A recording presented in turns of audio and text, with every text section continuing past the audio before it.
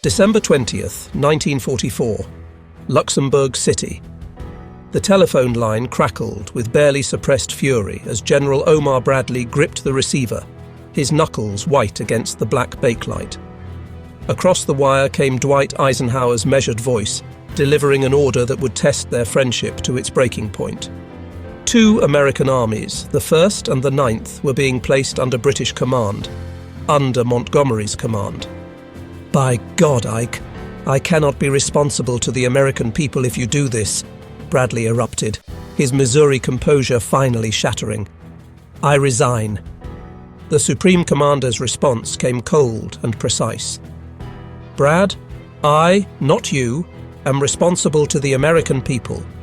Your resignation therefore means absolutely nothing." Bradley paused, made one more protest, then fell silent. This moment, buried in the chaos of Hitler's Ardennes offensive, crystallized 3 years of mounting American frustration with a British field marshal who seemed determined to prove he alone could win the war. Bernard Law Montgomery, Victor of El Alamein, hero of Britain, had become the most divisive figure in the Allied command structure. But the question that haunted American headquarters from Tunisia to Germany was simpler and more damning. Why did a coalition fighting for survival against Nazi tyranny find itself torn apart not by the enemy, but by the personality of one man? The answer lay not in a single incident, but in an accumulation of moments, decisions and clashes that began in North African sand and ended in the mud of Northwest Europe. This is the story of how military genius became military burden, how national pride collided with Allied necessity, and how the Americans came to view their most prominent British battlefield commander with emotions ranging from exasperation to something approaching loathing. The mathematics of Allied command were deceptively simple but politically complex. By late 1944, American forces in Europe outnumbered British troops by substantial margins. American industrial output dwarfed Britain's war-stretched economy. Yet Field Marshal Bernard Law Montgomery seemed constitutionally incapable of acknowledging these realities or adjusting his behavior accordingly. To American eyes, Montgomery represented everything they had fought a revolution to escape: aristocratic presumption, colonial condescension, and an unshakable belief in British superiority. But Montgomery was no caricature. He was genuinely brilliant, meticulous in preparation, careful with his soldiers' lives in ways that endeared him to his troops. His victories were real, his tactical acumen undeniable. British soldiers, battered by early war defeats, had found in Montgomery a commander who won battles while keeping casualty lists manageable. Churchill cherished him. The British public adored him. None of this mattered to American commanders who found themselves repeatedly sidelined, patronized, and publicly diminished by a field marshal who seemed to view them as enthusiastic amateurs requiring British guidance. The friction began not with grand strategic disputes, but with something far more personal: respect, or the lack thereof. From their first encounters in North Africa through the final victory in Germany, American commanders would discover that Montgomery's treatment of them revealed assumptions about American competence, American courage, and American worth that cut deeper than any battlefield disagreement. March 6, 1943. Kasserine Pass, Tunisia. The desert wind carried the acrid smell of burned vehicles and defeat across the Tunisian landscape as Lieutenant General George S. Patton stepped off his plane, arriving to assume command of the battered 2nd Corps. 20 days earlier, German forces under Field Marshal Erwin Rommel had savaged American units in their first major engagement with veteran Wehrmacht troops. The defeat had been comprehensive, humiliating, and instructive. What greeted Patton was not merely a demoralized command, but a British command structure that viewed American forces as unreliable auxiliaries requiring careful supervision.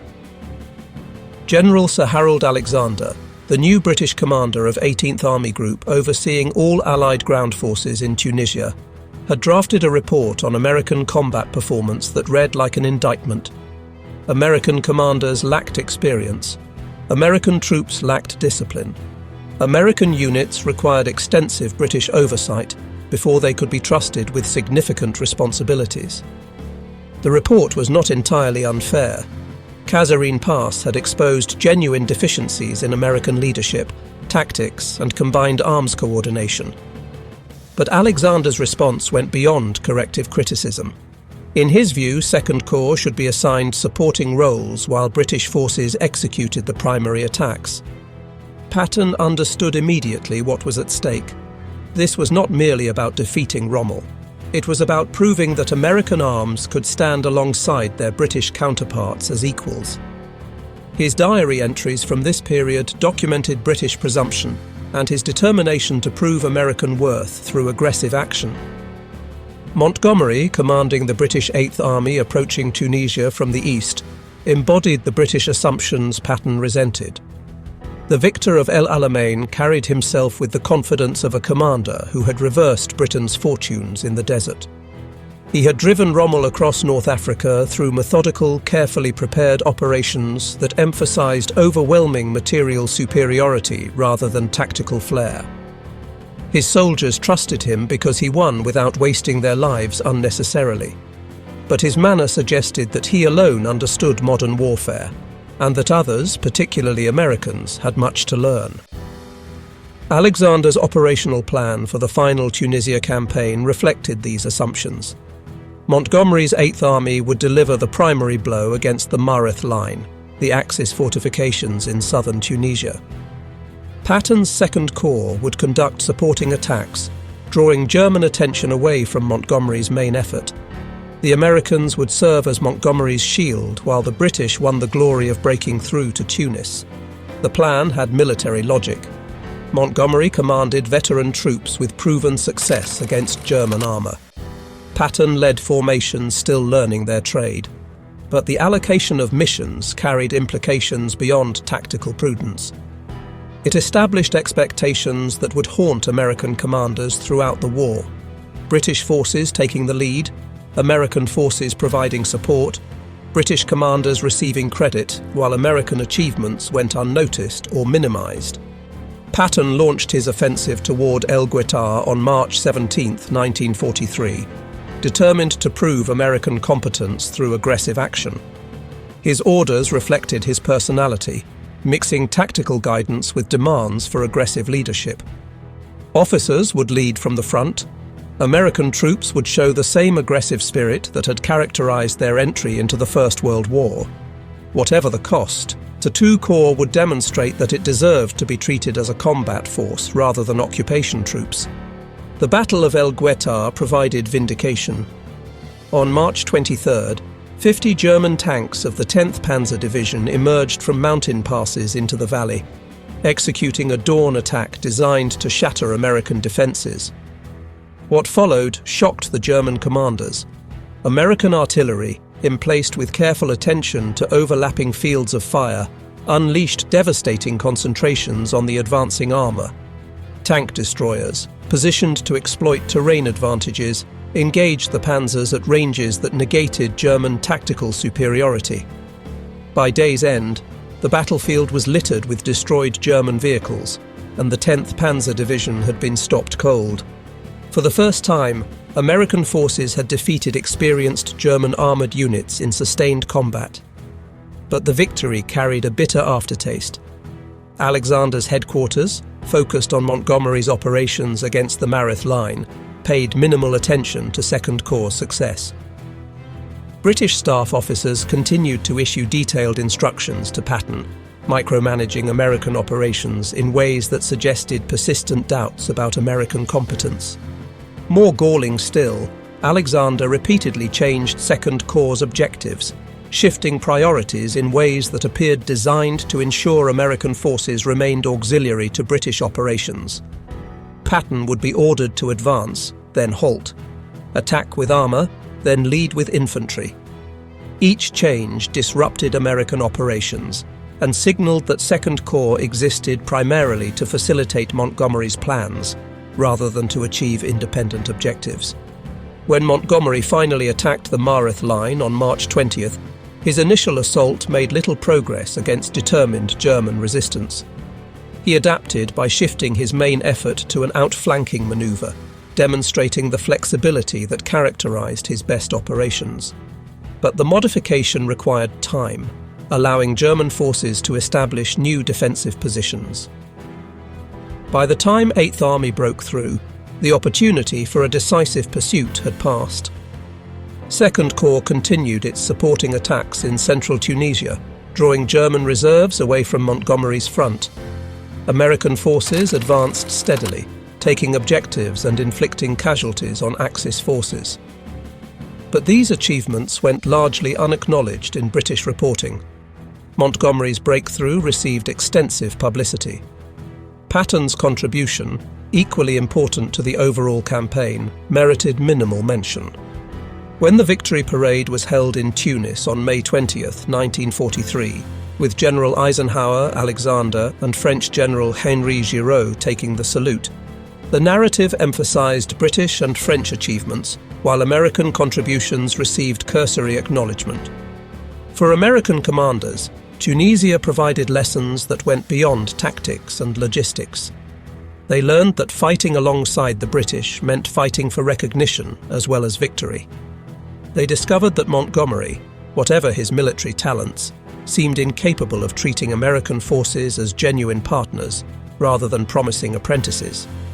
And they began to suspect that this attitude reflected not just Montgomery's personality, but a broader British unwillingness to accept that the balance of power in the alliance had shifted irrevocably toward Washington. These lessons would prove prophetic when the Allies turned their attention to the next objective. Sicily, July 10, 1943. Gulf of Gela, Sicily. The largest amphibious assault in history to that point rolled toward the shores of Sicily as Operation Husky, the invasion of Italy's largest island, commenced in darkness and heavy seas. Over 8 divisions, divided between General Bernard Montgomery's British 8th Army and General George Patton's American 7th Army, stormed beaches from Cape Scaramia to Syracuse in an operation that would test Allied unity as thoroughly as it tested German and Italian defences. The plan for Operation Husky had been contentious from its inception.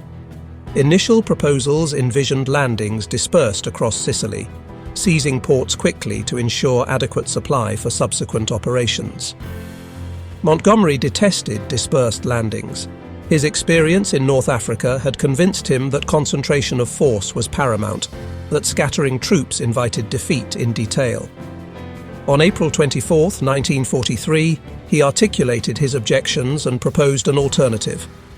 Concentrate all landings on Sicily's southeastern corner, giving 8th Army the clear mission of driving straight to Messina, the island's northeastern port and the gateway to mainland Italy. Air Marshal Arthur Tedder and Admiral Andrew Cunningham, responsible for air and naval operations respectively, opposed Montgomery's plan. It would leave 13 Axis airfields operational, posing unacceptable risks to the invasion fleet. It would require ships to remain concentrated in limited waters, vulnerable to air attack. Their objections carried weight. Both men commanded respect earned through successful operations. Montgomery's response revealed the full force of his personality. He threatened, with Churchill's backing, to resign rather than execute a plan he considered fundamentally flawed. Faced with a crisis that threatened to derail the entire invasion, Eisenhower called a conference for May 2nd to resolve the dispute. The meeting exposed fault lines that would widen throughout the war. Montgomery presented his case with confidence bordering on arrogance. Tedder and Cunningham pushed back, defending the importance of airfields and naval security. Eisenhower, attempting to balance military necessities against coalition politics, ultimately sided with Montgomery. The landings would be concentrated in southeastern Sicily, with 8th Army driving toward Messina and 7th Army protecting 8th Army's left flank. For Patton, reading the final plan in North Africa while preparing his command for invasion, the implications were unmistakable. 7th Army would play a supporting role. Montgomery would lead the main attack. The British would take Messina while Americans guarded their flank. Once again, American forces were relegated to secondary missions while British commanders pursued glory. The decision rankled for reasons beyond Patton's considerable ego. By July 1943, American forces in the Mediterranean theatre had grown substantially. 7th Army comprised 3 infantry divisions, an armoured division, and substantial support troops, a force comparable in size to 8th Army. American industrial output was flooding Allied stockpiles with equipment. American air power dominated Mediterranean skies. Yet the command structure treated American forces as auxiliaries to be employed at British discretion. Patton's diary entry from July 12th captured his frustration with brutal clarity. Alexander and his entirely British staff had visited 7th Army headquarters to present the operational plan, a plan that, in Patton's view, cut Americans off from any possibility of taking Messina. He noted bitterly that Alexander, commanding British and American armies, arrived with no American officers on his staff. "What fools we are," Patton wrote, recognizing that American political leaders had accepted a command arrangement that guaranteed American marginalization. The landings themselves went reasonably well, despite chaotic airborne operations that saw British and American paratroopers scattered across the countryside, many drowning when their gliders crashed into the Mediterranean. By dawn on July 10th, both armies had secured their beachheads and were pushing inland. Initial resistance from Italian coastal divisions crumbled quickly. German counterattacks against Gela Beach, where Patton's forces landed, were defeated with the assistance of naval gunfire and determined fighting by the 1st Infantry Division. Montgomery, confident that Axis resistance would collapse before methodical British pressure, signalled Alexander that the route to Messina lay open. His 8th Army would drive straight up the eastern coast. Patton's 7th Army should hold defensively, protecting 8th Army's flank while Montgomery pursued what he assumed would be a demoralised enemy. The signal revealed Montgomery's assumptions. British forces would deliver the knockout blow, American forces would provide security. Reality intruded swiftly. German forces, far from collapsing, established strong defensive positions exploiting Sicily's mountainous terrain.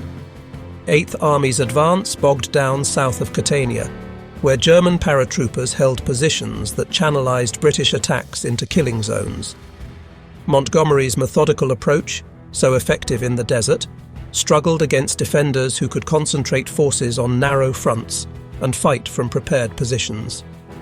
On July 12th, as 8th Army's advance stalled, Montgomery sent a signal to Alexander that would define Anglo-American relations for the remainder of the war. He proposed that 8th Army expand its operational area westward, effectively commandeering a key road assigned to 7th Army. The expanded frontage would allow him to outflank German positions blocking his advance.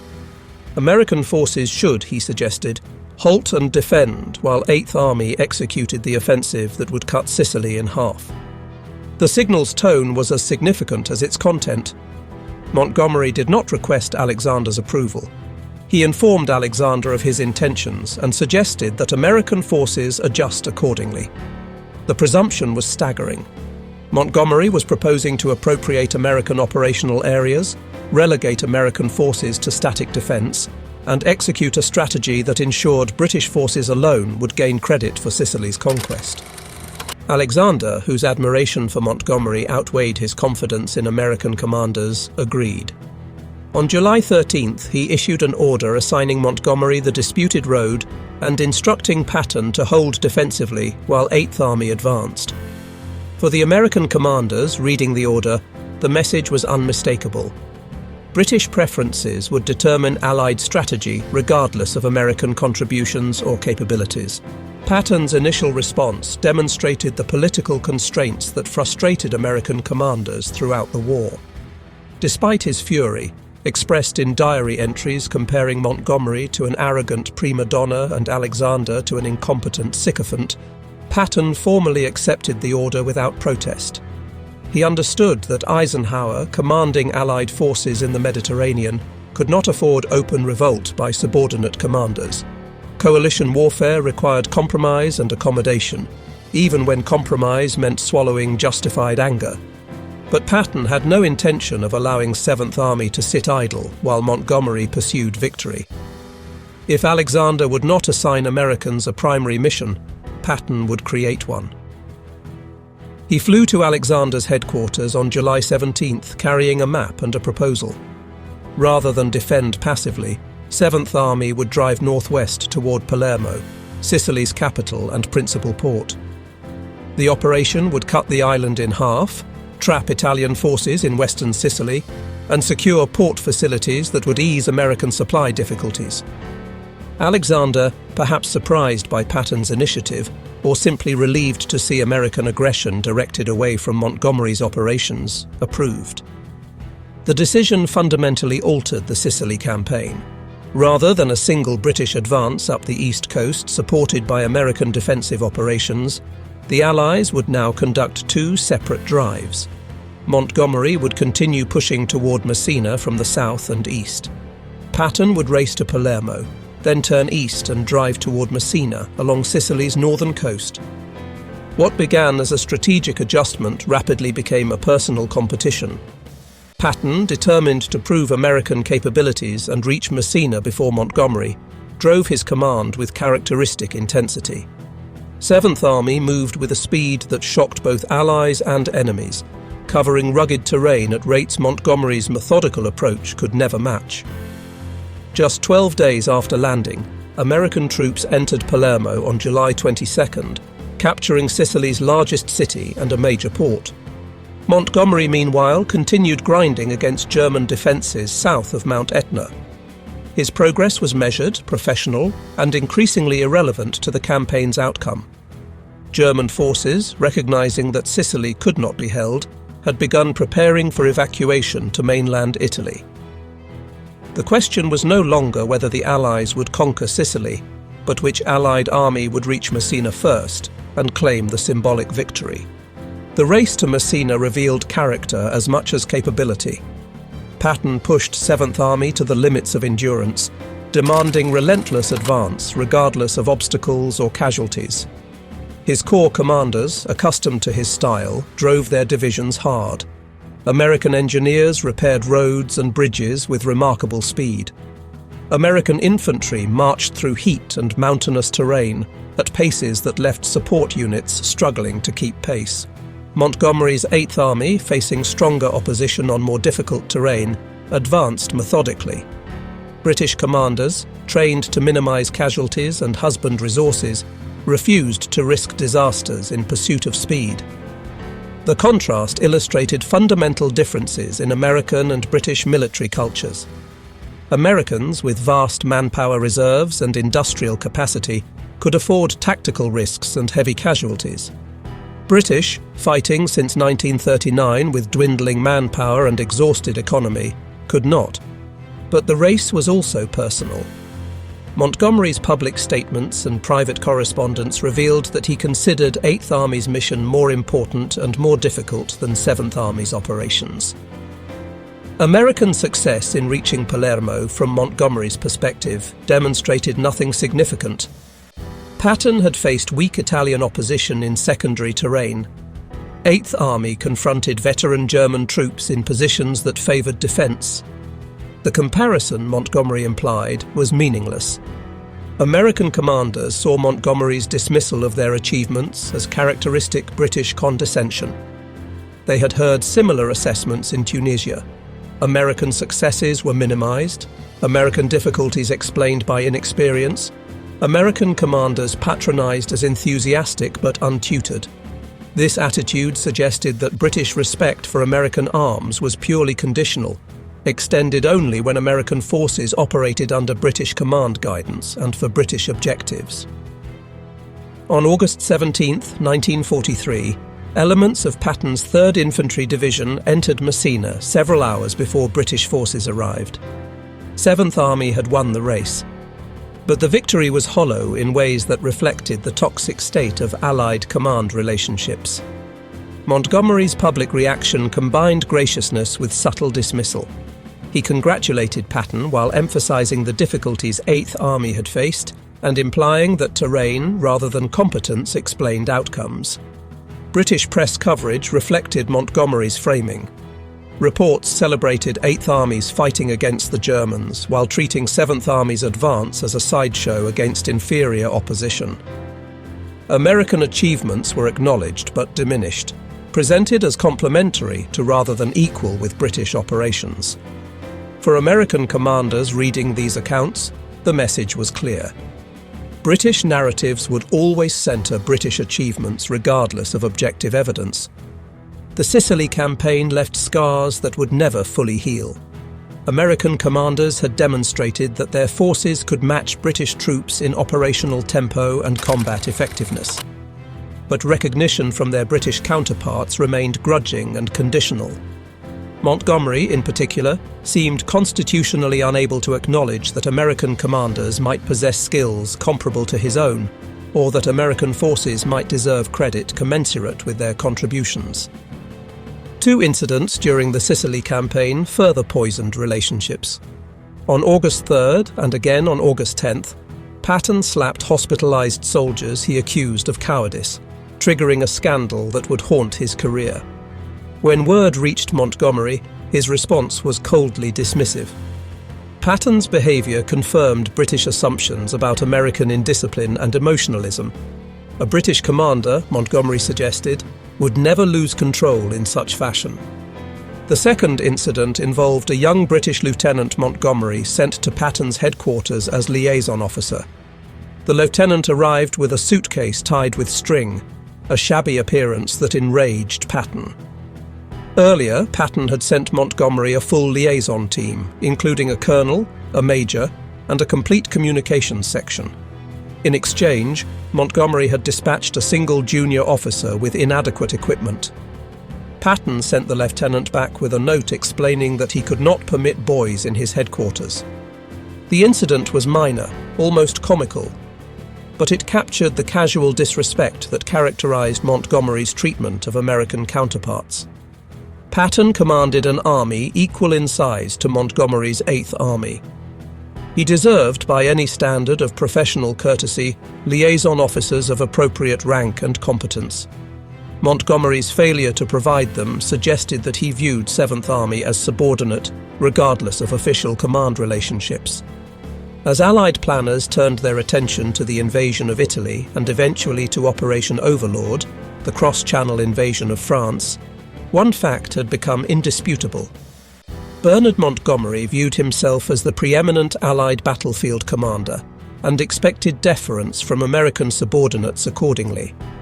That American commanders increasingly viewed Montgomery as the primary obstacle to genuine Anglo-American partnership seemed not to register with the British Field Marshal, or perhaps it simply did not matter.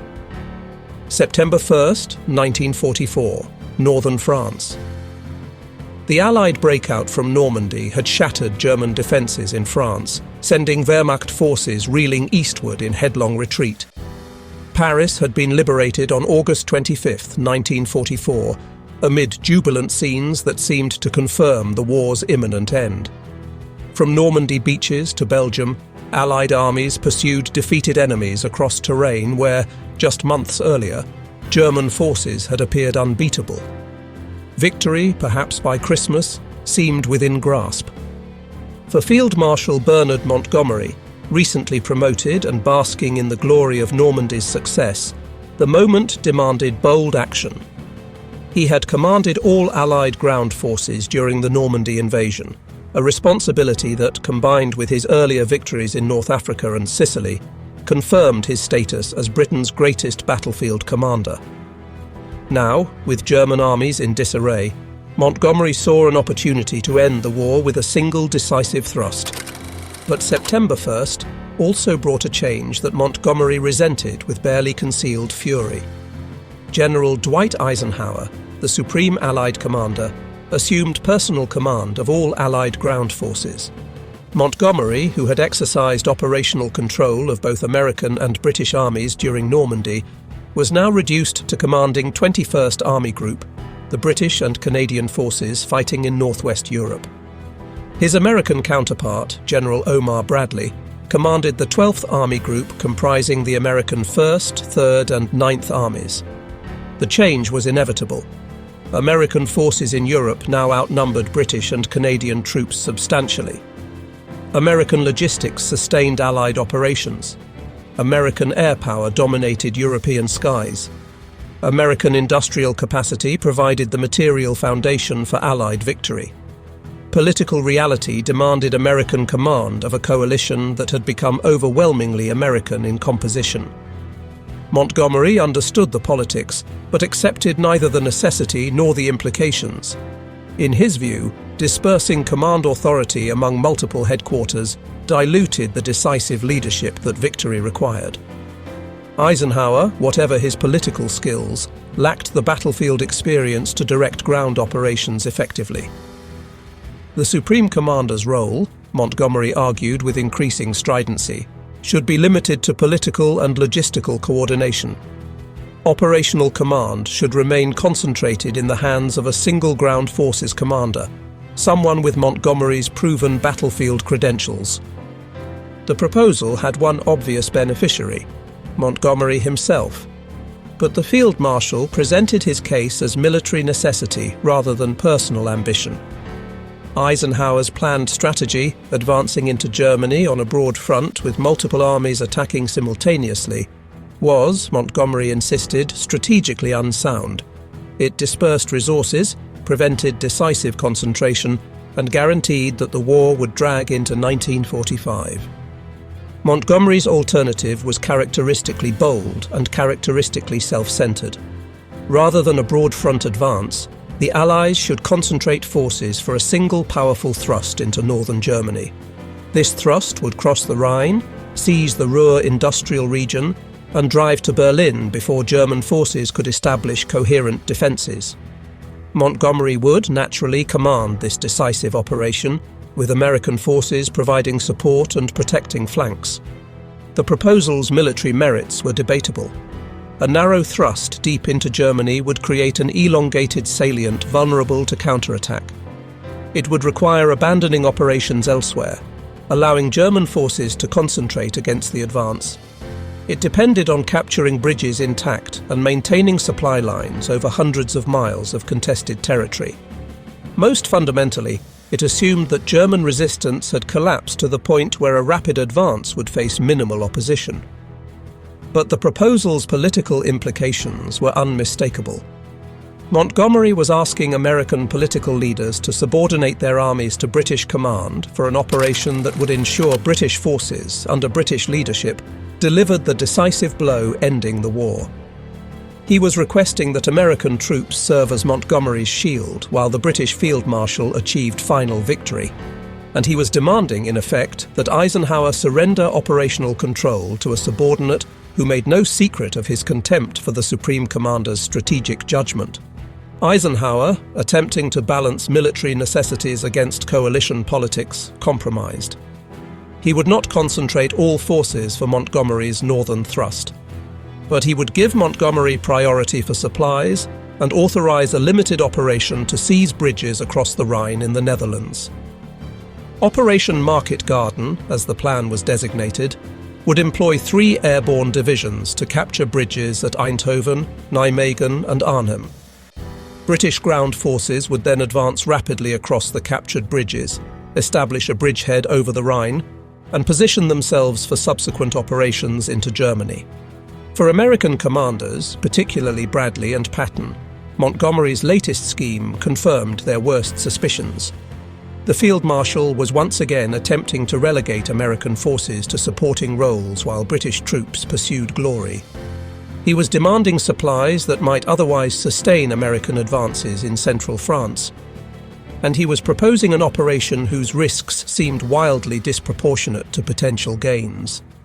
Patton, commanding Third Army driving toward Germany through eastern France, exploded when he learned that fuel allocations were being shifted to Montgomery. His army had demonstrated during August that aggressive American operations could advance faster and further than cautious British movements. Third Army was approaching the German border and the Rhine River. Yet Eisenhower was halting American operations to resource a British field marshal whose track record suggested methodical caution rather than operational boldness. Bradley, normally more diplomatic than Patton, shared his subordinates' frustration. Montgomery requested resources, threatened dire consequences if denied, and received priority regardless of American needs or achievements. The politics of coalition warfare, Bradley recognized, guaranteed that British demands would receive sympathetic hearings, even as American forces provided the bulk of Allied combat power. September 17, 1944. The Netherlands. Operation Market Garden commenced with the largest airborne operation in history. Over 35,000 American and British paratroopers dropped from transport aircraft and glided into Dutch fields, tasked with seizing bridges before German forces could destroy them. British ground forces, led by XXX Corps, began advancing north along a single highway, racing to relieve airborne units before German counterattacks overwhelmed them. The operation failed comprehensively. Intelligence had detected German armour units near Arnhem, the northernmost objective, but these warnings were dismissed. Airborne forces landed too far from their objectives, allowing Germans to organise defence. The single highway became a death trap, with British armour unable to advance quickly or manoeuvre off roads bordered by marshland. German resistance, far from collapsing, intensified as Wehrmacht commanders recognised the threat and rushed reinforcements to the battle. At Arnhem Bridge, British paratroopers under Lieutenant Colonel John Frost held one end against overwhelming odds for days, expecting relief that never came. XXX Corps, stalled by German counterattacks and unable to bypass destroyed bridges, never reached Arnhem. By September 25th, when the operation was abandoned, over 17,000 Allied troops had been killed, wounded or captured. The Butcher's Bill included roughly 6,400 paratroopers who had landed at Arnhem, most now dead or prisoners. The failure was total. The Rhine remained uncrossed. German defences in the Netherlands solidified. Allied momentum, which in early September had seemed unstoppable, dissipated in Dutch fields and along a highway the British would later call Hell's Highway. And the opportunity to end the war in 1944 evaporated in what would prove to be Montgomery's most catastrophic mistake. American reactions combined vindication with anger. Patton and Bradley had opposed Market Garden, arguing that its risks outweighed potential benefits. They had suggested that resources allocated to Montgomery's scheme would be better employed continuing American advances toward Germany. Their objections had been dismissed, overruled by political necessities and Montgomery's insistent certainty. Now, with Market Garden's failure undeniable, American commanders felt entitled to some satisfaction that events had confirmed their judgment. But satisfaction was overwhelmed by fury at Montgomery's response to the disaster. Rather than accepting responsibility for an operation he had conceived, planned and commanded, Montgomery characterized Market Garden as 90% successful. The bridges at Eindhoven and Nijmegen had been captured. Allied forces had liberated substantial Dutch territory. That Arnhem, the operation's primary objective, had not been secured was presented as a minor setback in an otherwise triumphant campaign. The claim was breathtaking in its dishonesty. Market Garden's purpose was to establish a bridgehead over the Rhine. This had not been achieved. The operation had cost over 17,000 casualties for no strategic gain. Yet Montgomery was declaring victory, rewriting failure as success through sheer force of personality. American commanders recognized the maneuver for what it was: Montgomery protecting his reputation at the cost of truth. When Montgomery succeeded, credit was his alone. When operations faltered, explanations involved inadequate resources, insufficient support, or others' failures. Personal responsibility for setbacks was conspicuously absent from Montgomery's narrative. But Montgomery's most egregious offence was still to come. In the aftermath of Market Garden, as Allied operations transitioned to grinding advances against strengthened German defences, Montgomery began publicly criticizing Eisenhower's strategy. The broad front approach, he argued in comments to British press and in signals to Churchill, had squandered the opportunity for decisive victory. Had his plan been adopted, had he received the resources and authority he requested, the war would be over. The critique ignored inconvenient realities. Montgomery had received substantial resources for Market Garden. The operation's failure resulted from flawed planning, intelligence mistakes, and underestimating German capabilities, rather than from inadequate support. But Montgomery's narrative transformed operational incompetence into a missed opportunity, supposedly caused by others' strategic short-sightedness. For American commanders, Montgomery's deflection confirmed that the field marshal would never acknowledge personal error. Every setback became someone else's failure. Every success was his triumph. This pattern suggested not just vanity, but something more corrosive, a fundamental incapacity for honest self-assessment that made Montgomery dangerous to Allied unity, even as his tactical skills remained valuable. December 16, 1944. The Ardennes Forest, Belgium. At dawn, German forces launched their last great offensive in the west, attacking through the Ardennes in a desperate gamble to split Allied armies and seize the port of Antwerp. The assault achieved complete surprise, smashing into thinly held American positions and creating a bulge in Allied lines that would give the battle its name. For 10 days, the outcome hung in balance as German spearheads drove toward the Meuse River, threatening to fracture Allied defences and prolong the war indefinitely. The Battle of the Bulge became Montgomery's finest and worst moment simultaneously. His military performance was exemplary. When Eisenhower transferred command of American 1st and 9th Armies to Montgomery on December 20th, the Field Marshal immediately imposed order on confused defensive operations. He positioned British reserves to defend the Meuse crossings. He coordinated American counterattacks. He demonstrated, under genuine crisis conditions, why Britain valued his leadership. But Montgomery's conduct after the battle sowed bitterness that would persist decades after the war.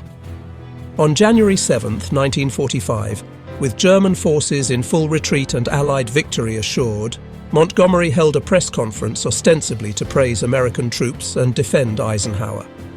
What emerged instead was a masterclass in self-promotion disguised as gracious compliment. Montgomery began by praising the American soldiers' fighting qualities, but he quickly pivoted to describing his own actions upon taking command, actions presented as decisive interventions that saved American forces from disaster. "As soon as I saw what was happening," Montgomery explained, "I took certain steps myself to ensure that if the Germans got to the Meuse, they would certainly not get over that river." He continued, describing how he had tidied up the battlefield, how he had thought ahead, how he had ensured balanced dispositions. The battle, Montgomery concluded, had been most interesting, possibly one of the most interesting and tricky battles he had ever handled.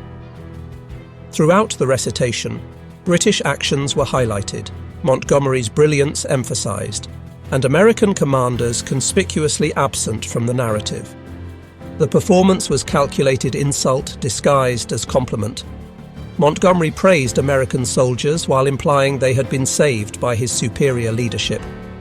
He credited American courage while suggesting that American commanders had been overwhelmed by events until British professionalism imposed order. And he characterized a desperate defensive battle, won primarily by American units like the 101st Airborne at Bastogne and by Patton's rapid counterattack from the south, as a Montgomery triumph. American reaction was explosive. Bradley, reading press reports of the conference, felt profound betrayal. Montgomery had commanded 2 American armies for barely 3 weeks. Those armies had fought magnificently, holding against overwhelming odds until German offensive momentum exhausted itself. Patton's Third Army had executed a brilliant counterattack, pivoting 90 degrees in winter conditions to relieve Bastogne. American soldiers had paid in blood to defeat Hitler's final gamble. Yet Montgomery's narrative minimized American contributions and elevated his own role to central importance, This was not merely vanity. It was historical theft, an attempt to rewrite American victory as British rescue. And it was, American commanders recognized, Montgomery's authentic view of events. He genuinely believed that his intervention had saved American forces. He saw nothing inappropriate in claiming credit for a battle won overwhelmingly by troops he had commanded for less than a month. The press conference triggered something close to command crisis. Bradley called Eisenhower furious beyond diplomatic constraint. He could not, he declared, serve under Montgomery. If Eisenhower intended to give the British Field Marshal permanent command of American forces, Bradley would resign. The ultimatum was not idle threat. Bradley, normally the most diplomatically skilled of American commanders, had reached his breaking point. Eisenhower, recognizing that Allied unity hung by a thread, attempted to calm Bradley while privately drafting a message to the combined chiefs of staff. In it, he stated plainly that he would request Montgomery's relief unless the Field Marshal apologized and ceased his public criticisms.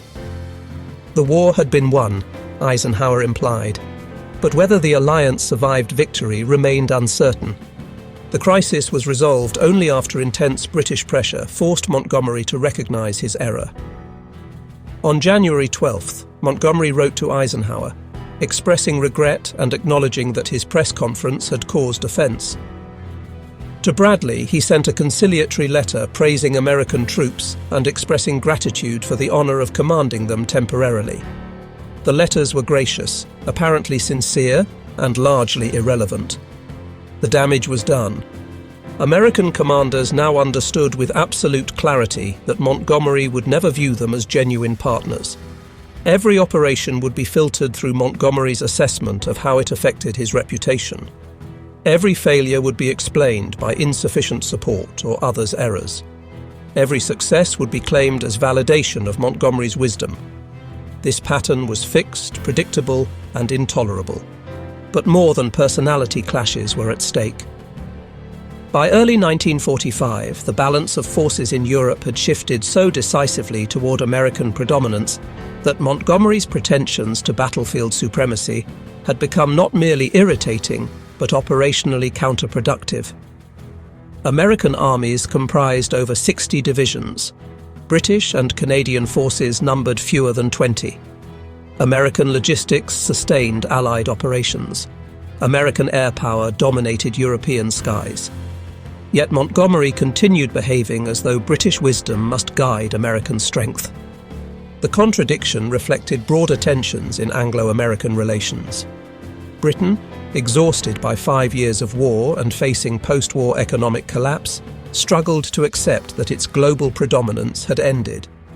The United States, emerging as the world's dominant power, was discovering that military might created political responsibilities that American traditions had not prepared it to assume.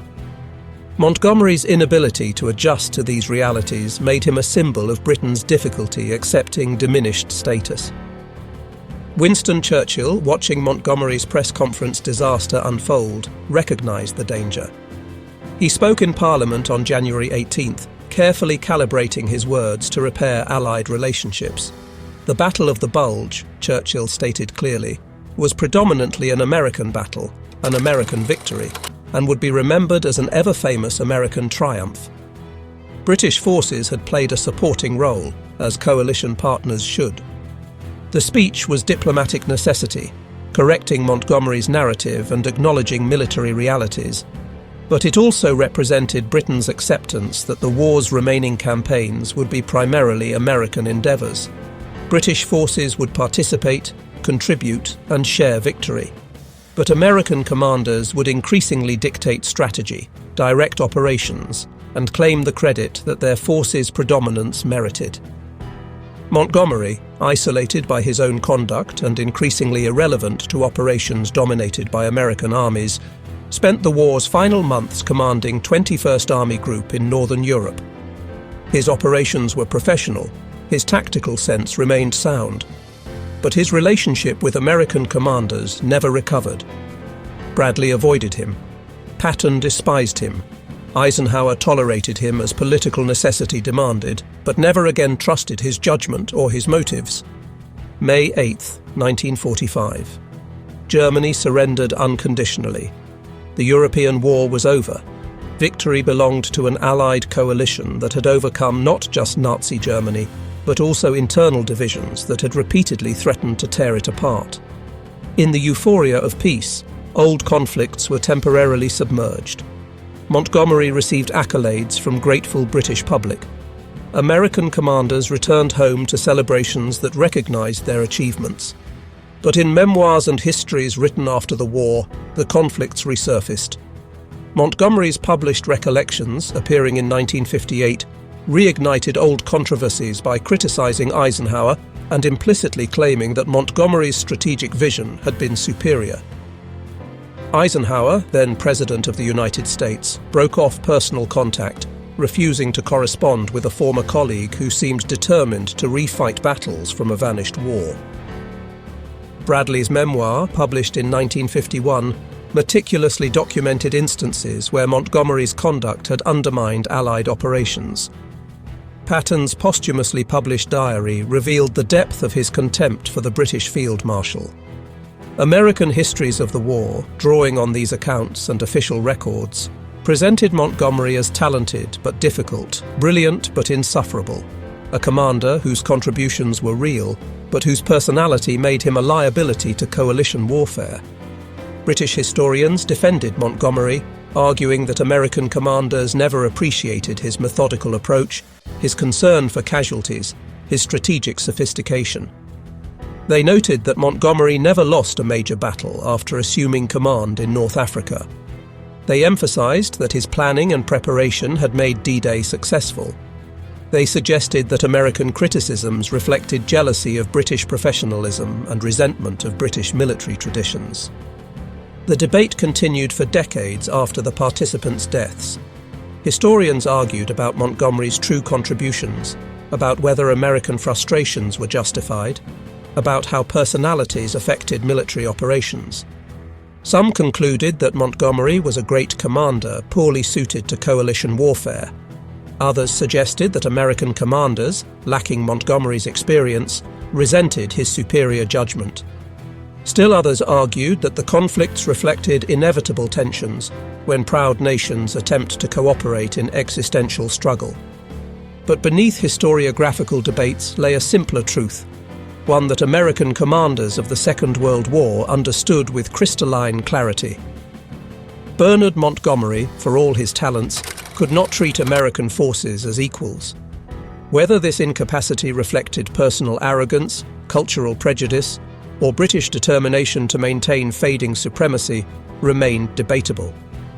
What was indisputable was that Montgomery's conduct poisoned Allied relationships and created unnecessary obstacles to coalition warfare.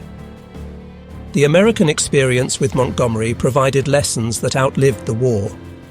Future coalition operations would be structured to prevent personality conflicts from undermining military effectiveness. Command arrangements would be designed to ensure proportional representation and prevent any nation from dominating simply through superior confidence or historical precedent. And American military culture would internalize wariness of allies who confused partnership with subordination. For the Americans who fought alongside Montgomery from Tunisia to Germany, the Field Marshal represented what they believed they had left behind in 1776.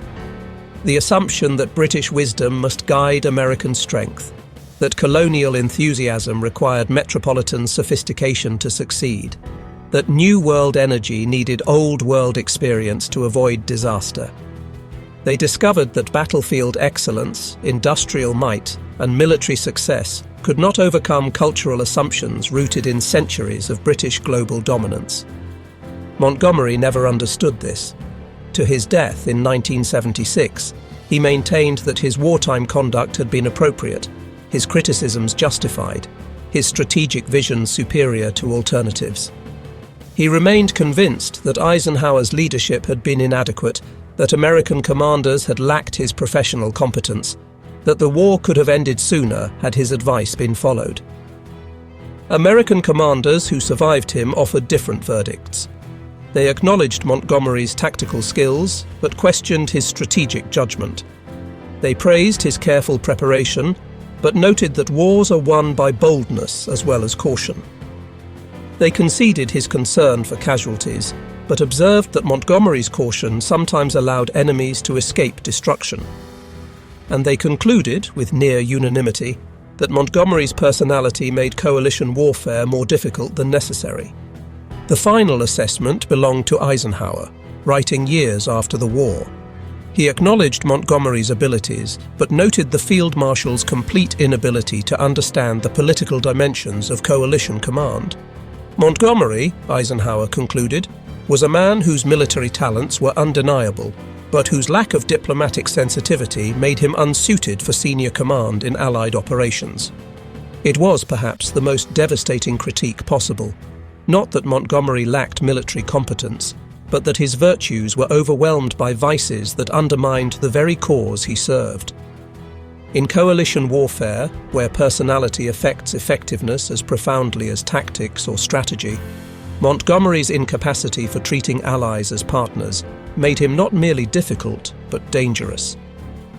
The Americans learned this lesson through bitter experience, from North African sand to German mud. They discovered that military alliances require more than shared enemies. They demand mutual respect, acknowledgement of partners' contributions, and willingness to subordinate ego to collective purpose. Montgomery, whatever his other qualities, could not meet these requirements. And in that failure lay the answer to why the Americans hated Monty. Not because he was British, not because he was cautious, but because he made them feel like colonial auxiliaries in a war they were winning, soldiers whose blood mattered but whose judgment did not, allies valued only insofar as they facilitated British glory.